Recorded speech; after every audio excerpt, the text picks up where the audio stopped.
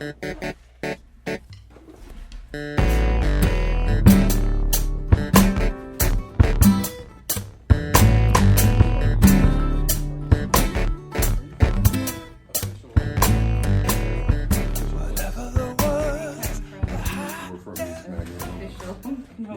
you're a librarian. I am. I work for LA County Library, but when I'm not doing that, I think that's better. Than working for a magazine, a journalist. I'm a librarian. I don't know. On some levels, it's kind of cooler to me. Well, but I think being a librarian casts this aspersion of we're all knowing, and yes, it's really we just know how to get to everything, information-wise. Yeah, so. and you are a very smart person. Well, people have said that. That's nice of them to say. Yeah. Well, I think like you have to be smart to be a librarian. I have two good friends who are librarians, and so I consider myself smart adjacent. Well, you have to ask a lot of questions when you're trying to find out information. You have to ask a lot of questions, and I have always been very nosy and curious. So, coincidentally, right? And so here you are. Here we're going to do like a talk about. Yes. Well, this is just for curiosity's sake, which is kind of like journalism, and it's kind of like, you know what I mean? It's kind of the same thing. Curiosity. It is. You are investigating. You're an investigative journalist. Bottom of something. Yes. Or not. Maybe. What's really happening? What's really going on? So when I'm not a librarian, then I am learning how to play guitar, which has been going on for about 2 or 3 years. And I've always admired you as a musician, and was really I've been watching the Trace things you've been doing, and it really got me thinking about what your process is when it's writing songs and writing music. And I was curious to, just spitball with you about what that was like, because I'm a master of the spitball. Oh, good. Well, that works out. Professional at spitballing. So then when you said we do this for Instagram, I wrote them down, and now I feel like they sound way more journalistically inclined. This is an official interview. Okay. With Lyda. Hello. That's your name. Yes. What's your name? Lyda. Lyda Kane, Lyda Brarian. Lyda Kane, Lyda Brarian. Lyda Truick, Lyda whatever. Yeah. So I guess one of the first things I was wondering when we talked about this was, I was like, you always come across as authentic in your music. And when you think about musicians, they're performers, right? They're there putting on a show. But in knowing you outside of or off stage, I feel like you're almost more comfortable, more authentic when you're performing than just. I'm not authentic when I'm just me. Well, I don't mean it like that, but you seem more comfortable in your authenticity than just in casual conversation. But yeah, that makes sense. That actually is kind of right, because. Well, that's what. Yeah, because I've always felt socially awkward. Like I think. You've known me for a long time, so like. I used to a long ass time. 25 years, 24 years. Yeah, sure, at least. But pre Y2K. So yeah, at least like 20-ish, 25. But like what was I thinking? Well, I just. No. I was saying like, oh, so you've known me for a long time. And you know that I used to, imbibe in the drinks and the smokes, which I don't do anymore. I was saving those for off the record. No, but that's fine. That's fine. We're gonna go off the record in a second. But that's the reason why I think I engage in that behavior, is because I'm super socially phobic. Got it. Like hella socially phobic. And I'm still socially phobic, but I'm a lot better. Like I'm a lot more, I feel like I'm a lot more relaxed, I guess, in a social situation than I used to be. I still want to run away a lot of times where I'm just like, you know, there's a lot of moments where I'm like, I don't have any energy, right, or anything to say, or you know, so like, you know, right. But I don't, you know, but still. You come across. But as when an when I'm playing music, when you're on stage, right? When I'm playing music, definitely more comfortable. Yeah. No, so I think that, you know, when you're up performing and stuff, it's almost like you're speaking your truth in a lot of ways, or at least as an observer, that's how it comes across. So, one of the other questions I had for you was, do you feel like all of your music is inspired by your personal experience, or do you try to not make it about your personal experience because it's too personal or something? Mostly personal experience, but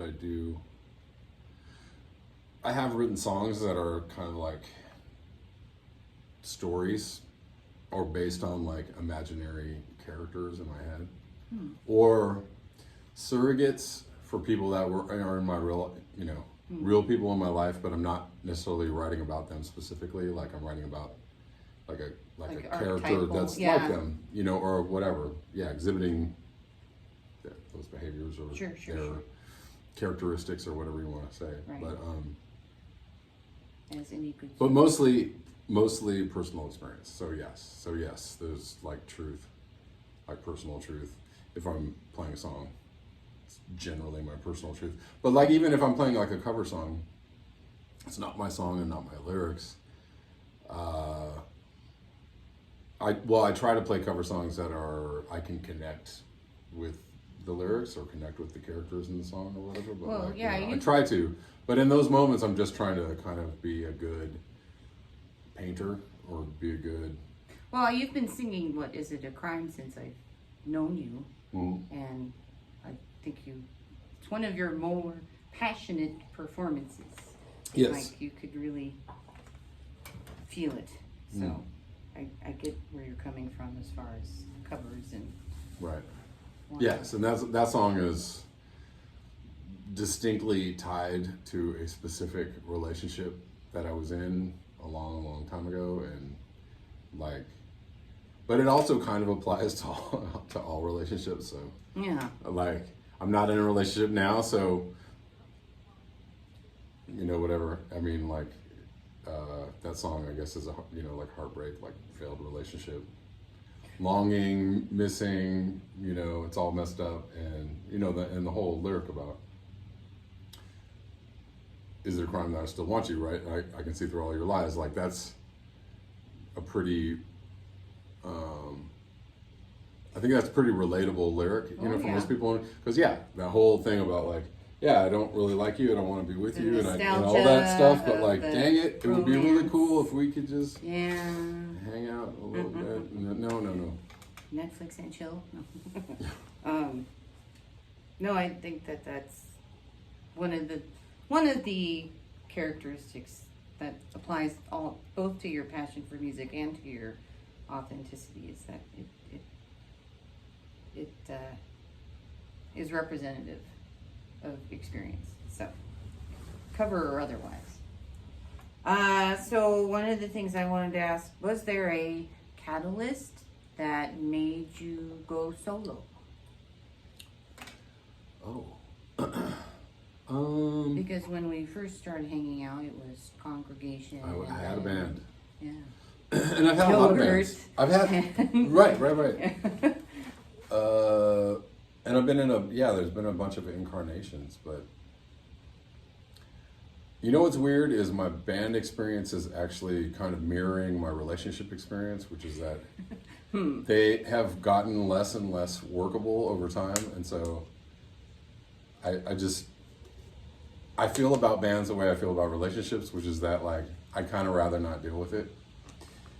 I like being in bands. I like playing music with people. I really enjoy it. I enjoy the interaction. I enjoy the camaraderie. I enjoy the, everything, all those things about it. But then there's like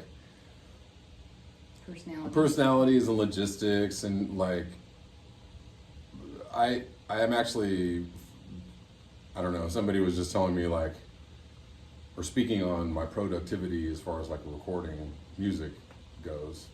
They were like, you're the most, productive person I know, right? So like my production, I don't want my production to have to balance on somebody else. And so I'd really rather just go forward with whatever I'm doing in the creation process, and I don't want to rely on anybody. Yeah. And kind of one of those, it's a weird thing that happens, and it's not, I don't know what it is. I don't know if it's the universe or something, or fates, or some external force. It just doesn't really lend to things working out when I work with people on projects. Like I get into a project, I'm super excited. I'm like, yes, this is gonna be great. And then we always hit a wall. Something happens. There's a wall 3 months in or 6 months in, and then it just falls apart. And I'm like, well, I invested all this time in this project. This really sucks. And they, also feel the same way. I invested time in this project. This really sucks. It didn't work out, or it's not going anywhere. It's not happening like we thought it was. And I'm like, I'd kind of rather just like sidestep that entire like heartache kind of thing. So. Right. Well, I think not many people like group projects, for one. And two, I think it requires a lot of compromise. And I don't know about you, but as I get older, compromise becomes less and less something I want to do. Yeah. So. Which is, I don't know if that's a good thing or not, right? Like it's a self-preservation tactic. Is it? But I think so. You're preserving your time and your patience. Your time and your patience and your energy and your aura and your, all that. And so it's self-preservation to me, but at the same time, if you're not willing to compromise, like some people become so rigid as they get older that they're just not willing to walk down any road, mentally or emotionally. It's like, I feel like that's counterproductive.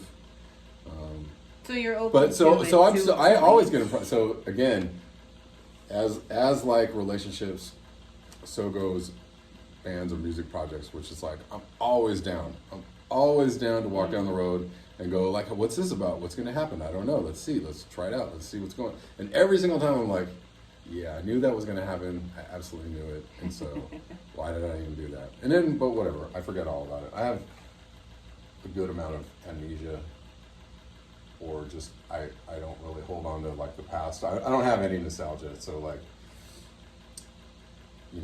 whatever. It's hard for me to like grudges or I don't hold grudges, and I don't hold like, memories as if they're like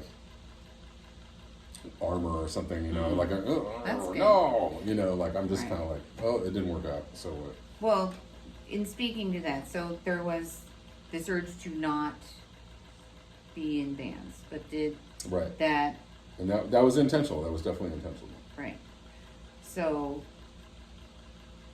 had you been like, I want to go solo for a while, or I think, what made you step off that ledge, I guess? Aside from your frustration with being in bands. I think just a desire to see a vision clearly, like for myself, and kind of like, and also like a challenge. Like I like to give myself challenges. Like through, I guess over the last 20 years, I've, challenged myself through different incarnations of like, I taught myself to produce my own music. Right. Taught myself how to use, software and computers and mics and whatnot. And then I have slowly learned to play other instruments, to varying degrees of difficulty, or varying degrees of success is what I meant to say. But,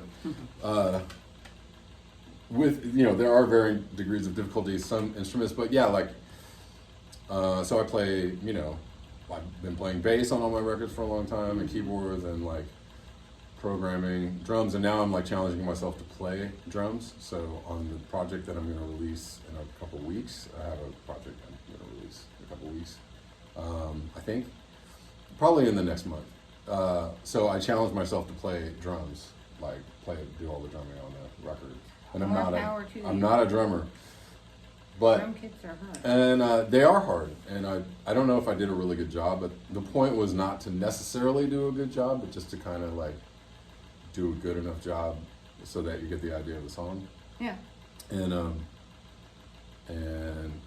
I really like drumming. Like I have fun. It's like a fun thing to do. So yeah, that was like my summer, my coronavirus challenge was like, because I had all this time and I was like, right. you know, in my studio every day, and I was like, here's this drum kit. I use it a lot. I use it like, I kind of sample all the sounds on all my records from this drum kit, basically. Okay. But before it was like, you know, play the sounds or play a bar, a beat, and then like sample it, take it off, and then, you know, I take it out and sample it and chop it up and whatever. But so this time, the drums you hear on this record are just me playing the drums. That's it. No sampling, no, you know, major edits. I think that speaks a lot to your longevity too, because you're constantly having to reinvent aspects of yourself to create the sound you want. Would that be a fair assessment? Yes, sure, definitely. No, I just to synthesize what you were saying. Yeah. So then my next question is, what do you think fuels your music more? Is it the technical aspects where you're having to figure out all these little things in the recording and the sound you're emitting, or is it the songwriting, the lyrical quality, or is it a combination of both? It is a combination of both, but I think I'm more fueled by the production process right now, like, because I've been songwriting for like a really long time, and it seems like a natural evolution. I've got to the point where I don't, it's kind of something that I just do, it just happens. Like I don't think about it a lot anymore. I just kind of like, it's like, you know, whatever, molding clay or something, or whatever. It's just something that's like happening, and I just kind of push it in this direction or push it in that direction or whatever. And like, it's like I'm kind of separate from the actual process of songwriting. Like, it just is going on all the time.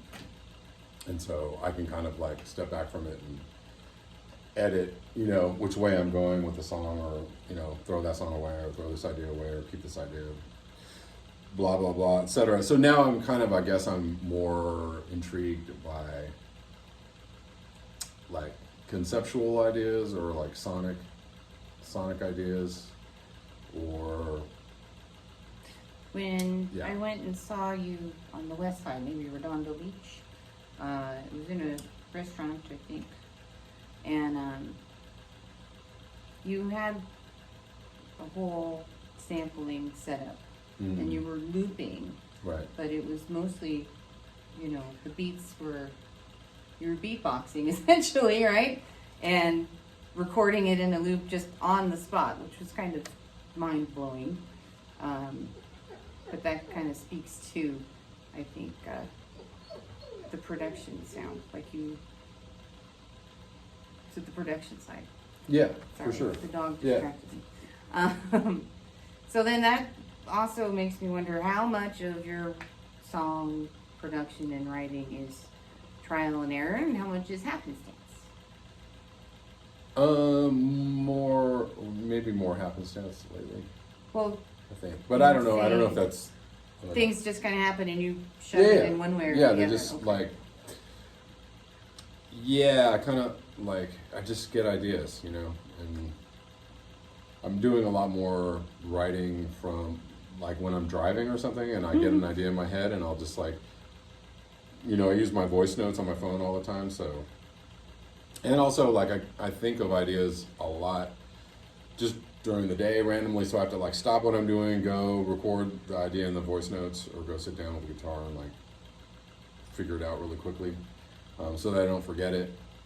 I don't know if that's a good way to write either, because now I have like years and years of voice notes, and I probably have like, you know, whatever. For every song I end up recording, I probably have like 10 or 20 that I don't, that are just like ideas, half-written ideas or whatever. But it's not as intentional as it used to be. Like I used to really spend a lot of time writing songs. Like I would spend years writing songs, which is like weird to me now because.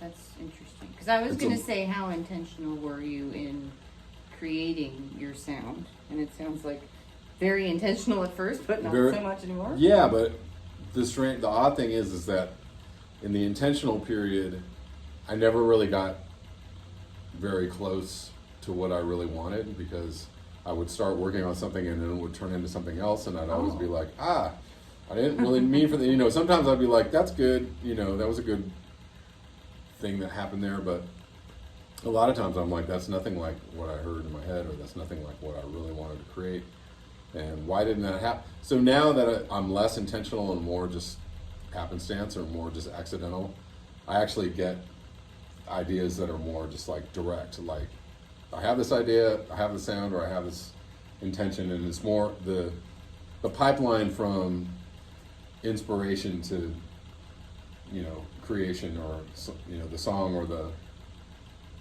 the idea on tape, like ends up being kind of closer to what I intended. But it took a really long time to get, I guess, to that point. And maybe that's just the process of like writing songs for a long time.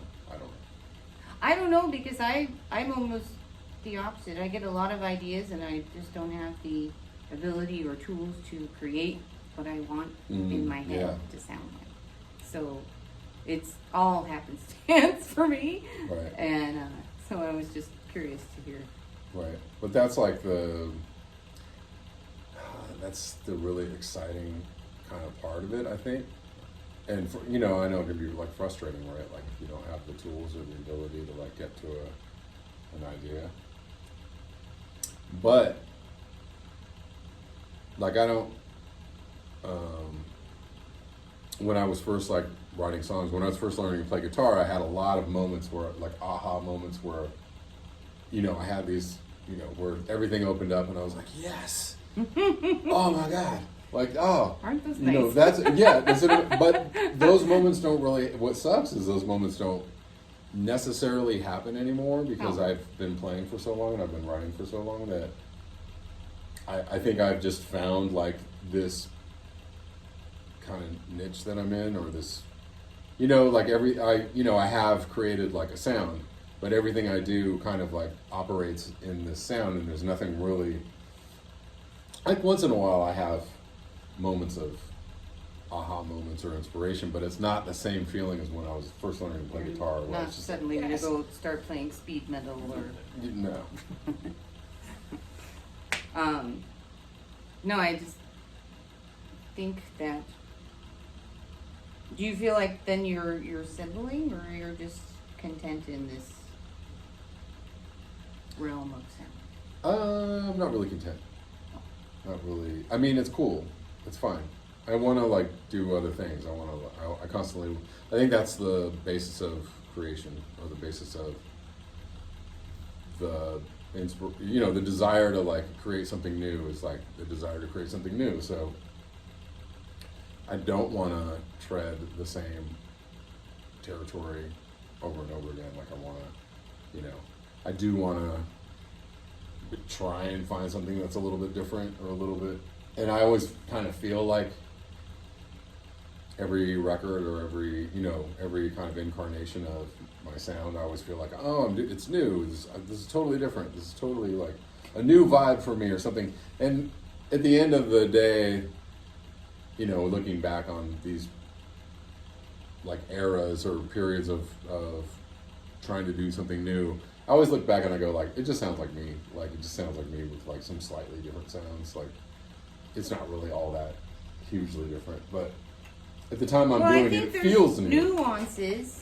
Sure. that are diverse in all of your music. Sure. Like if I went back to my first solo record.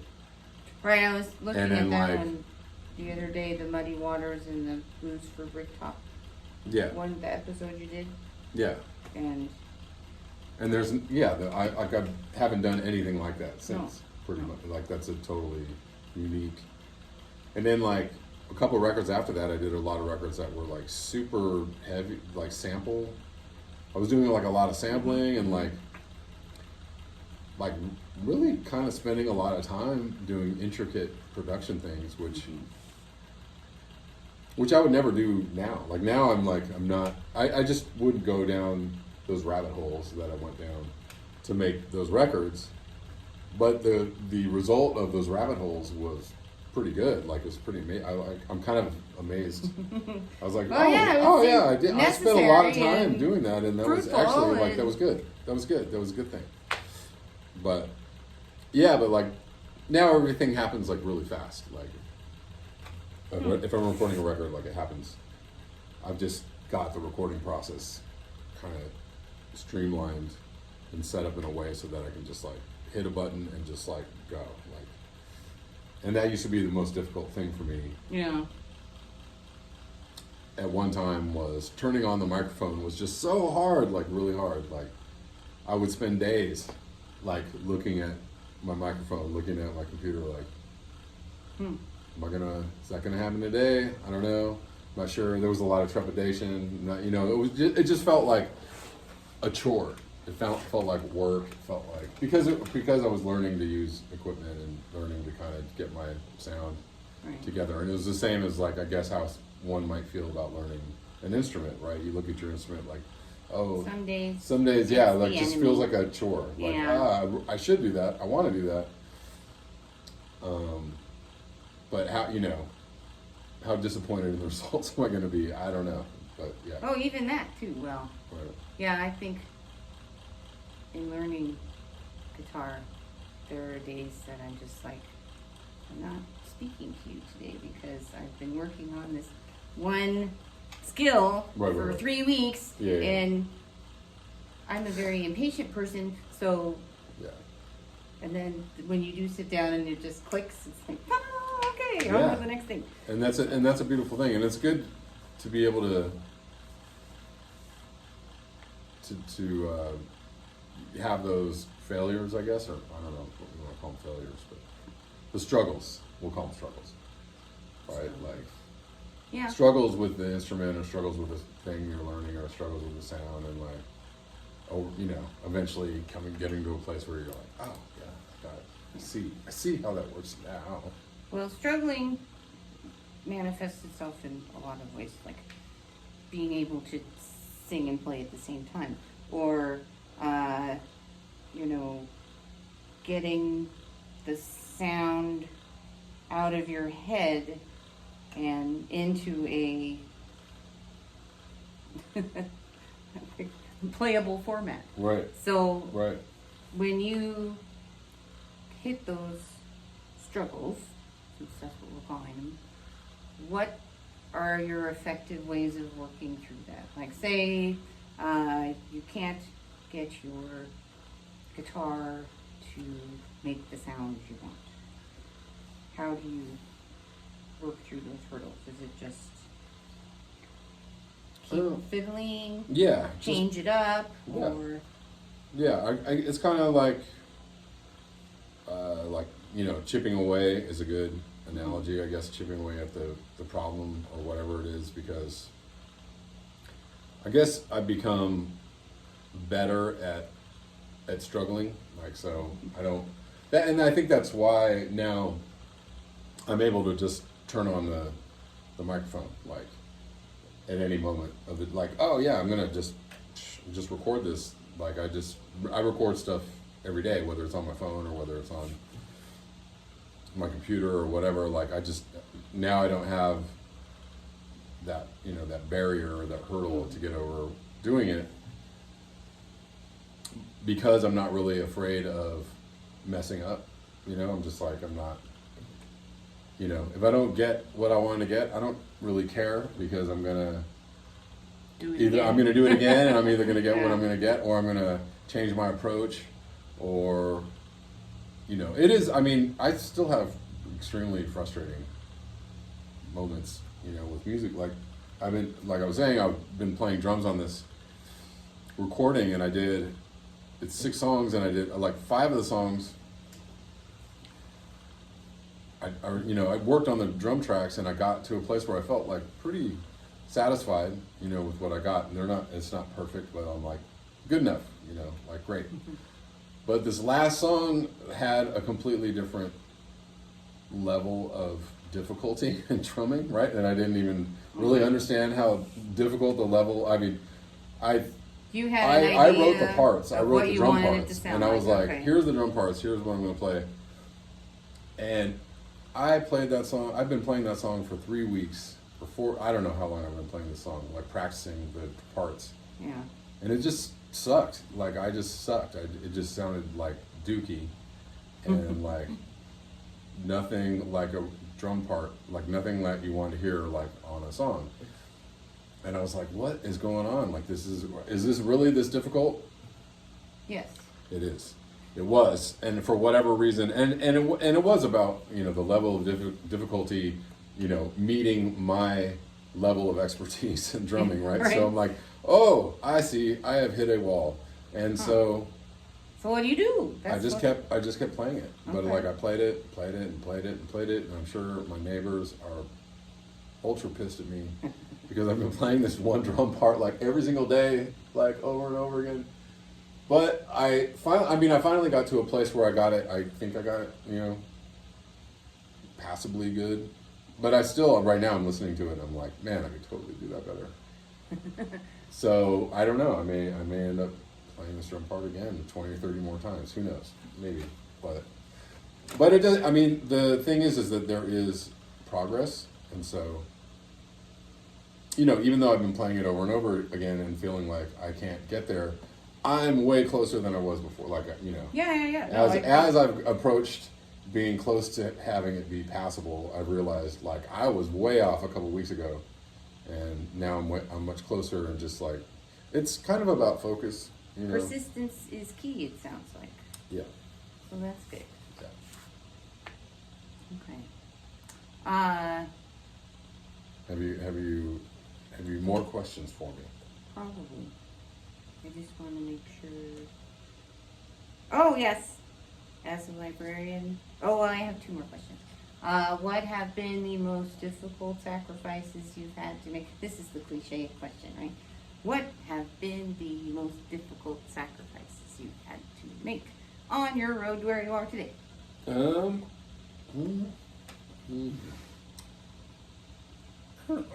don't know how to answer that, because they don't seem like sacrifices to me. Oh, well, that's good. But they're probably sacrifices to other people, right? So. Oh, no, not those. Not well, things no, that but I people mean, would be mad at you for. Well, I know. Okay. Oh, so okay. Actually, I do. I mean, like,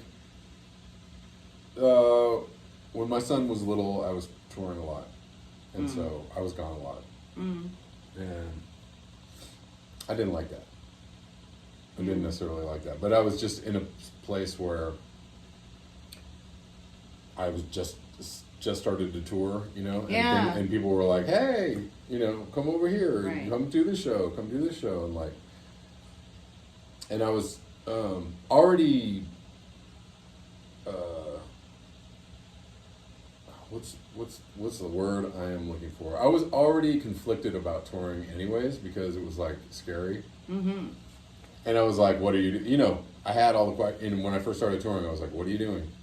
What is this about? Where is this going? Why is this happening? What do what does this mean? Like, what's the point of this? And my son was very young, and I saw him regularly, but like I was away a lot. I was away for, a week, 2 weeks, 3 weeks at a time, where, like all we did was talk on the phone.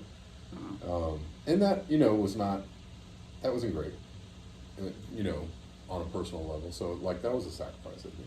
Like, yeah, for sure. Did it end up like, you know, being detrimental to our relationship? I don't think so. Because like I was still present enough. Like I was home enough, you know, for us to have like father and son time, and like I was home enough for us to like spend time together. Yeah. And have a bond, but like still, it was like, you know, if you have a kid, you want to be with your kid, like you want to be a parent, yes. right? So like, no, and so that I was always conflicted about that. Like, I would rather be home, you know, playing catch with my son.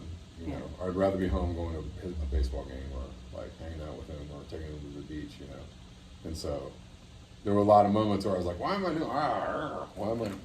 Well, okay. Why am I in Cincinnati? This sucks. Of course, no offense to Cincinnati. No, I love Cincinnati. I like Cincinnati, but I mean, whatever. No. But you said you were also, you didn't know if you wanted to be touring, or don't you kind of feel like that was the next it was the goal, but like step, the time I didn't start touring until I was 36 or something, like pretty late in life, right? Yeah. So at 36. You know, when you have a kid and like everybody's like kind of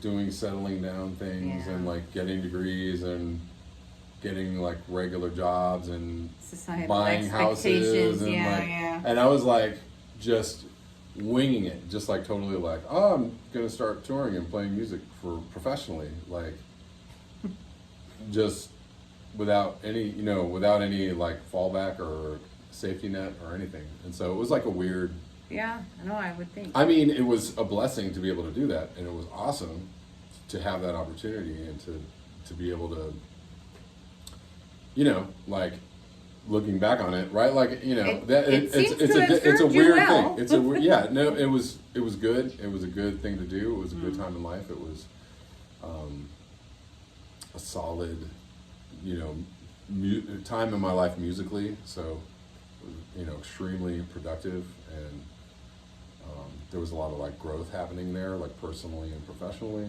Mm-hmm. But it was also very strange. You know, it was like kind of other way out of your element. Yeah, and like anybody who is an artist, anybody who lives a creative life, who is, and I'm not, you know, whatever. There are all kinds of levels, right? Like, so some people work a day job and do their art, or they do both, or they can kind of like do a hybrid kind of thing, and some people just totally make their living from art. Mm-hmm. But especially I think people that totally make their living from art, you know, there are a lot of moments of like panic and dread and like what's going on and what's happening, what does this mean, what does this mean to anybody, right? So like, what, you know, to anybody, let alone me. So so that whole time was like, and like, and now I don't, you know, it doesn't really matter now because I'm like older and it's already done, right? Like it's already, time has already passed, so there's nothing really to regret. You know, I am where I am. You seem very whatever settled into your artistry at this point. Not in a bad way, just a comfortable way. Yeah, I think so. I feel that, and I like that, and it, you know, it's just kind of, now it's just become like something that it's just what I do. Right? Mm-hmm. It's just what I do. So I don't know how to explain it to anybody, even though, you know, whatever, life is what it is, and yes. Interesting and surprising. And so, so like now, you know, life is totally changed up for me a couple of years ago, and now, you know, now I'm like doing this other thing, and I have no idea kind of where anything is going. So like, well, we are pandemically oriented right now. And now and the funny thing is now there's a pandemic, so like nothing really matters on some level because everything is like nothing is what it was before. No. So what's the criteria for judgment, you know, about like where life is going or where your life is going? I don't even know. I can't even begin to get into that. Like, plans for the future No. or every time I think, oh, okay, this is where it's at. Oh no, sorry. Mm-hmm. We're gonna go really sharp left right now. Click. So yeah. Mm-hmm. What a strange time. Yep.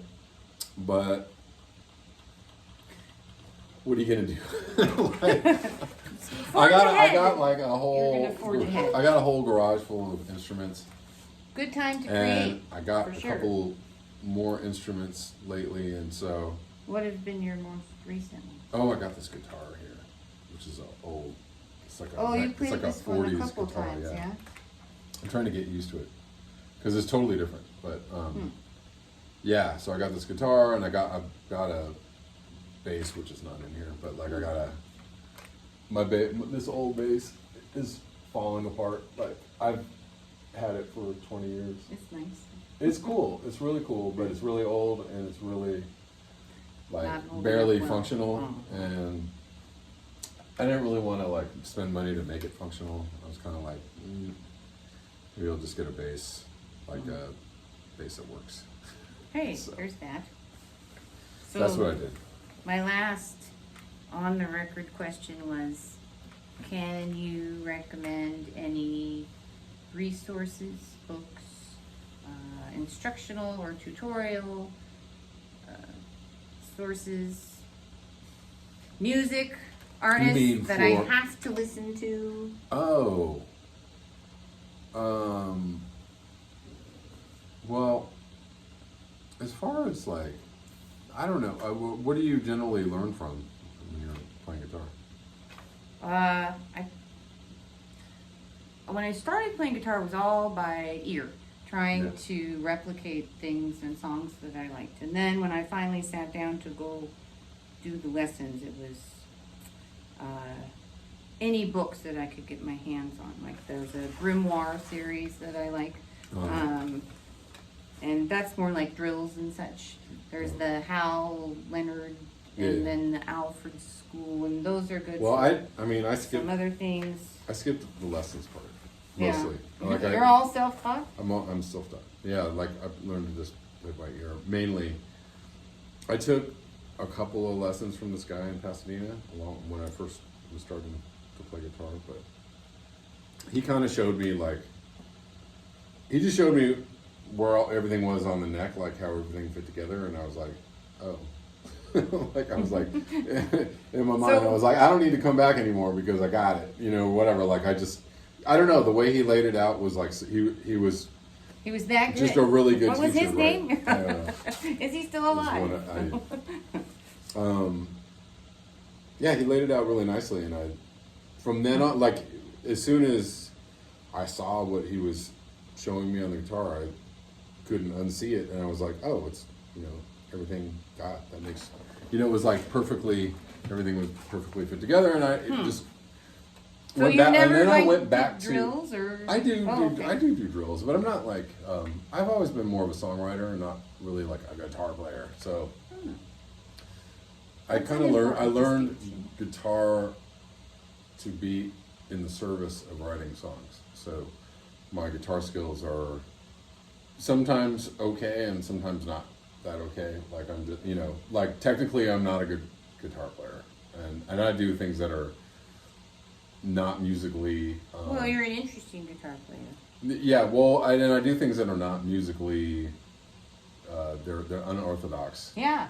And so I think. But I think that's and a most good people thing. think that makes it interesting, and so I've always just gone with that. Like, okay, whatever I'm doing is interesting, especially to other musicians. So it's not like, if I get in a room with trained musicians, they don't ever like go, ooh. Oh no! They always go like, "Oh, well, that's weird. That doesn't make any sense." Right. But hold on, This does not fit into my framework of Like they're reference. always just like Yes. trying to figure out what it is I'm doing. Yeah. Because I guess they enjoy what I'm doing enough to think like, okay, so it makes sense on a sonic level. Sonic level, yeah. But maybe not on a technical level. But I don't think. but I've gotten to be a better technical guitar player over the years, just from playing with other musicians and Sure. playing music. You kind of have to, No, you really have to here try and there. hard to not learn anything if you play guitar for 30 years or whatever. Like you just, you would have to really try to not learn anything, right? If you played guitar for 30 years and you hadn't learned anything in 30 years, you're really making an effort to not learn anything. Pretty So darn stubborn. So you got to learn something in that time, and I have learned, some music theory or some chords and some structure, but I can't read music. Like if you put Really? a chart in front of me, I What would about tabs? Can you, tabs. but not sheet. Sure. That is easier than sheet music. Yeah. So any, like, artists, musicians that you think have cultivated inspiration? I was just listening to. Do you know who Chris Whitley is? No. Ooh, you should know who Chris. He's not alive anymore. He passed away maybe 10 years ago. I don't know if that's right, but he was kind of young. He was in his 40s, so it's like 43 or something. But really awesome songwriter, kind of bluesy, Delta bluesy, I like but that soul with some soul. He did. You know who Medeski Martin and Wood is? Yeah. So he did an album of covers around the year like 2000 with Martin and Wood, the rhythm section from Medeski Martin and Wood. Okay. And it's really cool, a really very awesome like kind of experience, music experience. Will you send me the album? Yeah, I'll send you the there's like a YouTube link. Oh, okay. But he's really good. Good guitar player, interesting guitar player, and like interesting voice. Like I feel so amateur. Like it was only in the last year that I was listening to like Robert Johnson and some of the classic blues players, and yeah, I do feel like I'm so novice and such a rube when it comes to these things. And I'm like, wow, how have I not heard any of this? Well, there's in my entire 46 years there's of life. actually so many amazing artists out there. Like, and I guess inspiration comes in all shapes and sizes. So. Right. But yeah, like, if you're talking about like older, going back to like blues guitar players, like there's so many great ones, right? And those are always like, yeah, I got a lot of inspiration from like older, older guitar, but Muddy Waters and,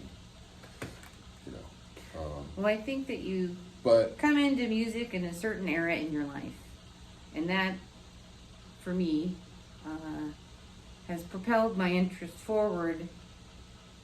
And then you find an artist that you like, so then you go backward to see what inspired them and what made their music so relatable or sound good sonically or whatever. So that's kind of what I'm doing with you. I'm going forward by going backward and talking and learning, and that makes sense. That's a good way to do it. And I like guitar players that are like guitar players, but I also like Eddie Van Halen just passed, right? So the funny thing is like I totally remember Van Halen just being kind of in the air when I was a kid, right? Like they were just in the air. They were just there. They were on the radio. Yeah. But I wasn't like a Van Halen fan, and like I was never like Van Halen. I was never like that because I wasn't really sacrilege. I wasn't like I know, but how could you be a Pasadena? No, I wasn't really like a rocker. I was never really into like rock. I was into soul. I was always into or punk rock or something, whatever. Like the like metal or like glam rock just like never spoke to me when I was younger. Like I just didn't really like it. I was more into Michael Jackson and Stevie Wonder and like Bob Marley, and like those were artists that I was into like from an early age, and like Bill Withers, like so Bill Withers is pretty, like nobody ever really talks about what an amazing guitar player is, but his guitar playing serviced these amazing songs, Yes. right? So I was more interested in, you know, his voice is amazing. But then, you know, Prince, you know, kind of the era when I was starting to play music, right? And I was getting into all these other artists, Donny Hathaway, Stevie Wonder, and then like Prince was just coming out, and I was like, oh, you know, like there were so many things that he did that kind of spoke through that lineage of artists, right? And it was like, oh, he's doing something right there, like you know. And he was doing like James Brown stuff and like all kinds of different stuff, right?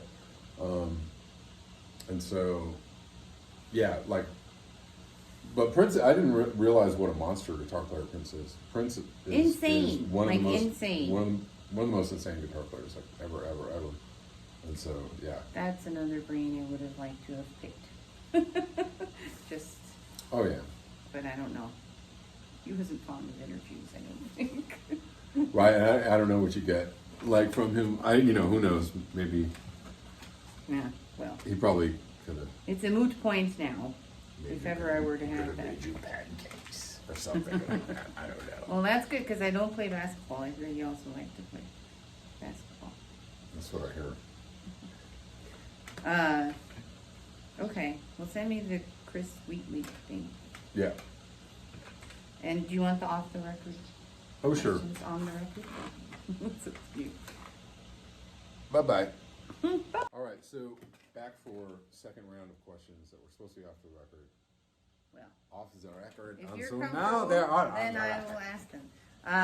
You were talking about how you would drink or to get past some of the hurdles of going on stage. So I guess the first question is, It's true. It's how all did true. your non-sobriety I'm drinking affect now. or Coffee. enter your creative process? And how did quitting or becoming sober affect your So yeah, creative process? no, I was totally into. So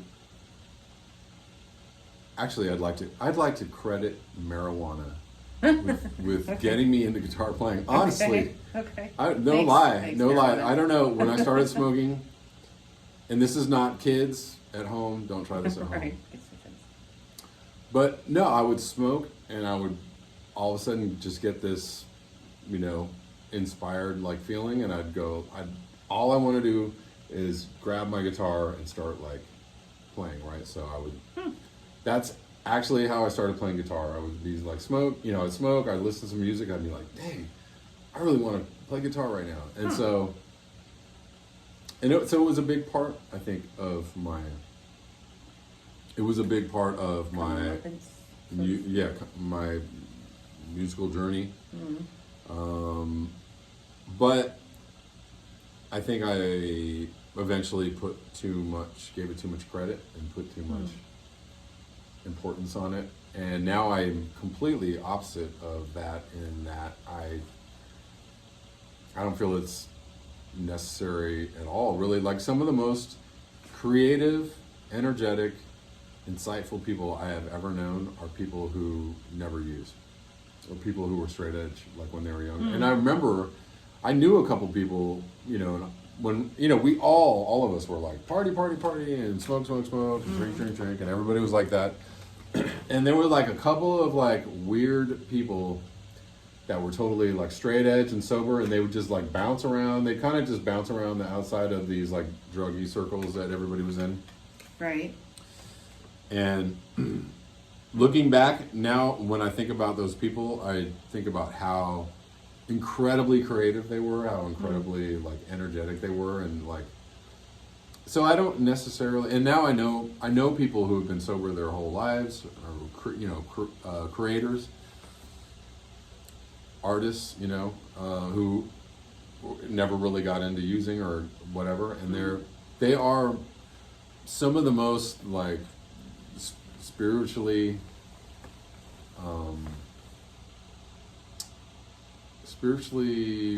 mature, you know, people, emotionally mature people, and also creatively mature people. And when I look at those people, I'm like, you don't need drugs. You don't need it. And I've been sober for 18 years, and like, I don't need drugs. I don't want drugs. Like, I am the most creative I've ever been in my life. And so you were asking me, like, when I quit, how did that affect? Yeah, no, because my you were music? saying how the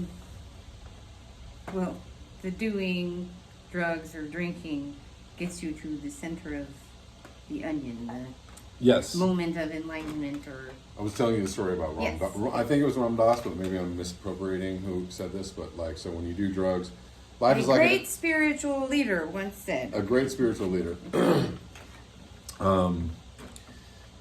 said that, you know, life is like an onion, or spirituality is like an onion, or life's like, whatever it is, life spirituality. Knowing, enlightenment or nirvana is the inside of the onion, getting into the center of the onion, right? So if you do drugs, you go to the center of the onion. Maybe it was my sister who told me the story. I don't know. Totally wrong.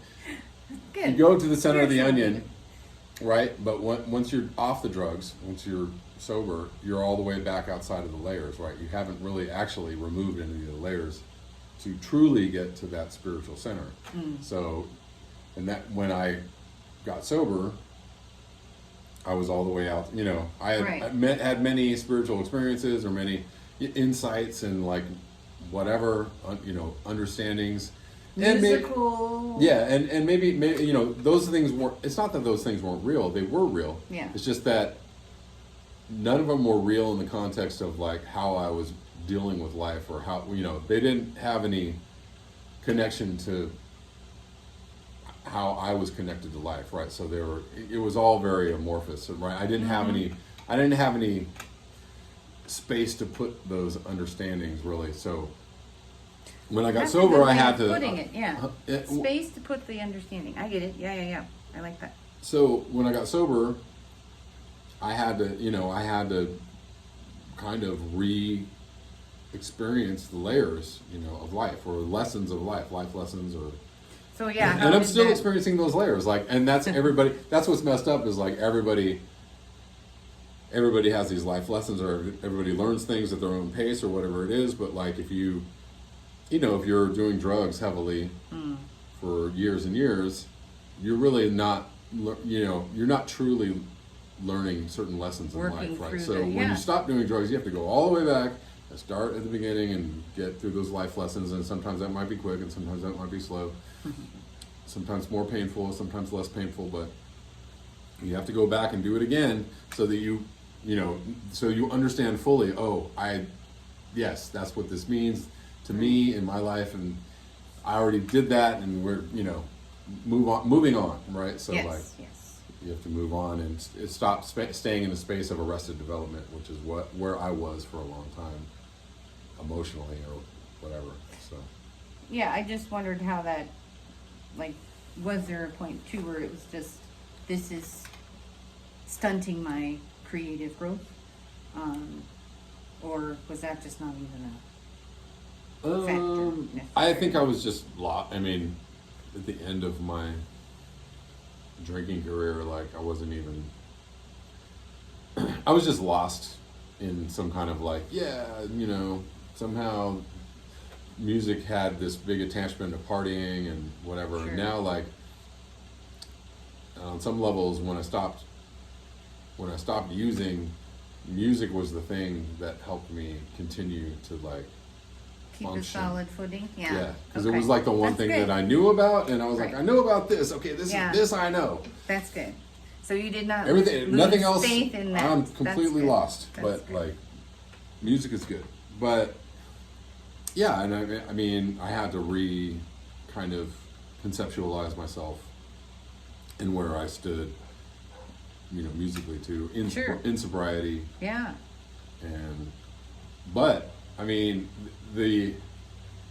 you feel like you had to get over the nerves of being on stage without? Oh yeah, for sure. Yeah, definitely.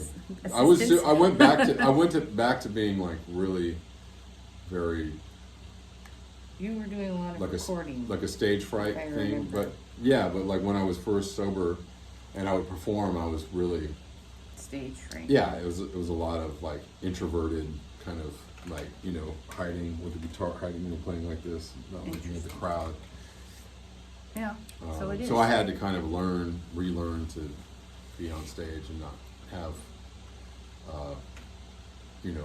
4 Long Islands in me to be able to be like, yeah, I feel good. I felt good. Yeah, you used to disappear, and before you got sober, right? And there was always the collective. Where's Kevin? We're worried about Kevin. What? And I would like to have thought that you were just off in a studio, just really working on it out. That's how I thought. It's like, no, he's No. going and he's creating beautiful music. That's what he's doing. No, unfortunately. I mean, maybe accidentally I might have been somewhere creating music, but Okay. most of the time, if I disappeared, I was doing something On a bender. doing something bad, bad things. But I don't have to do those things anymore, so it's great. That's good. It's awesome. Like, yeah. No, we were talking a lot too about the nostalgia of leaving certain elements of like going solo as opposed to playing in bands or that kind of thing. And I just wondered if there's that nostalgia. Is it a crime that I still want you, or you just don't want to? No, I don't want. Okay, I don't that's want. good. I have no desire to be. I actually would be really upset if like there have been a few times when I was touring, like everybody I toured, or I, if Everywhere I you spent went, spent the night at somebody's house, somebody gave me their couch, or if I, whoever I was performing with, everybody smoked weed all the time. And so there were 2 thoughts. One was like, dang, if I still smoked weed, I would have been high for free. This, like my whole tour could have Right, been just like yes. free weed. Yeah, well. But I didn't smoke, so it didn't matter. But also, I was always really afraid of getting contact high because, a few times, like one time I was in Atlanta and there's this famous club there, Apache, and like in the back, everybody would smoke in the back and get really, really baked and like come inside. And I was in the back talking to my friend, and everybody was smoking. I didn't realize how smoky it was. Right. And then I suddenly like realized I was just like standing in this like cloud of smoke. Yeah. And I was like, shit. Atlanta doesn't. And then like I was like, I gotta get out of here. And I walked back in the club, and like I heard the host was like, Sandbloom, you're up next. And I was like, shh. And I like looked up and I was like, damn, I'm kind of a little bit. Contact high. Shit. Like, so I had to like get over that really quickly and like Sure. go on stage. But I'm really not. I do not want to be No, inebriated. I don't want. Well, no. I mean, just I don't want the feeling of being inebriated. Like I like feeling connected to reality, and like the more connected to reality I am, the better. And like that's what I really crave, is like being present. And so That's good. No, that's good. I There think you go. that's important in being authentic, yeah, relatable, yeah, entertaining musician. So. yeah. And I am more myself, because if you're high all the time or using all the time, like That's you're the you're performer. you're you, but you're also you're kind of at the mercy of like how high you are too, and if you're really addicted to something, then you're gonna end up just being a weirdo around trying to stay high, so that's like no fun, and that's not really being like authentically you. It's No, not, it's 'cause not an you're authentic an experience of life, you're it's just, addicted, yeah. So yeah, I like to be a person who can show up for things that I say I'm going to show up to. Whatever. And when somebody comes to see me play, like I'll be doing my best.